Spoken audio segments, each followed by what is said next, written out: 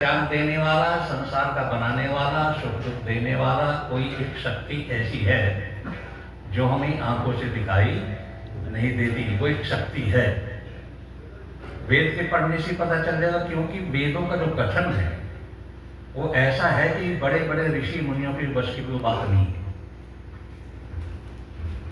और संसार के अंदर परमात्मा द्वारा प्रदत्त ज्ञान कोई हो सकता है तो वो केवल और केवल वेद हो सकता है।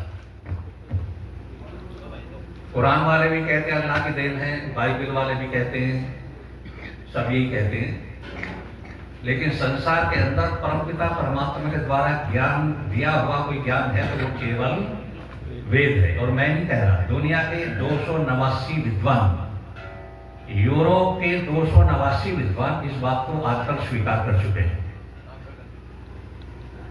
और वो ये कहते हैं कि संसार में परमात्मा का दिया हुआ ज्ञान कोई है तो वो केवल वेद है। आपने सुना होगा कि अमेरिका 350 साल तक ब्रिटेन का गुलाम रहा था। ब्रिटेन का गुलाम रहा हो 350 साल, बल्कि 380 साल। और 4 जुलाई 1776 को अमेरिका आजाद हुआ। आपने नाम सुना होगा, वाशिंगटन नाम का एक व्यक्ति जिसने क्रांति की थी, वो सबसे पहला राष्ट्रपति बना हुआ था। और वाशिंगटन के बाद में बता एडम्स, और एडम्स के बाद में अमेरिका का तीसरा राष्ट्रपति जो बना वो था थॉमस जेफरसन। उसका नाम था थॉमस जेफरसन। ने अपनी जीवनी में लिखा है कि मैंने जीवन के 60 साल लगा करके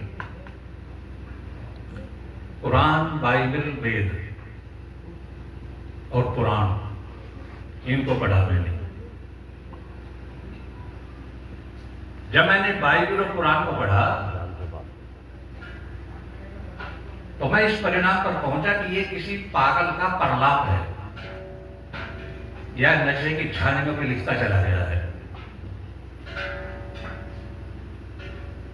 और मैंने ये निश्चय कर लिया कि परमात्मा द्वारा प्रदत्त कोई ज्ञान नहीं है। लेकिन कुछ लोगों के संकेत पर जब मैंने वेदों को पढ़ा और एक एक शब्द को जब मैंने पढ़ा तो वेदों को पढ़ने के बाद मैं इस परिणाम पर पहुंचा, या तो परमात्मा का दिया हुआ कोई ज्ञान दुनिया में है नहीं, और यदि है तो वो केवल और केवल वेद ही है, दूसरा नहीं हो सकता कोई भी। ये जेफरसन, थॉमस जेफरसन अपनी आत्मकथा 289 विद्वान, पहले की बात हम छोड़े तो आज की बात ले लो। जैसे जैसे विज्ञान का आविष्कार हो रहा है